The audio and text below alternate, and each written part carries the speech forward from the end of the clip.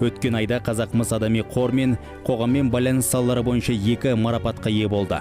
Қазақмыстың операциондық HR жүйесі Қазақстан, Ресей және Қытай компаниялар арасындағы жүргізілген HR аудиті нәтижесінде ең үздік болып танылды.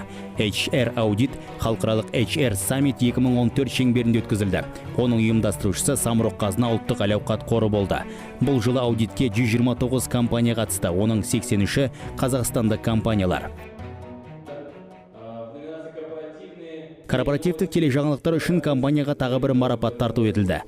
Қазақмыс ТВ жобасы 10-шы PR форум шеңберінде 7-ші үздік корпоративтік басылымға арналған ұлттық байқауда арнайы сыйлыққа ие болды. Әділқазылар Қазақмыс тобының телесюжетінің жоғары сапасына ерекше көңіл аударды. Байқауда қазақстандық компаниялардың 40 корпоративтік басылымы қатысты. Оның ішінде 6 басылым өндіріс саласынан ұсынылды. Қазақмыс тобының осы және өзге де жаңалықтары біз Қазақмыс корпоративті ақпараттық веб-порталында жарияланады.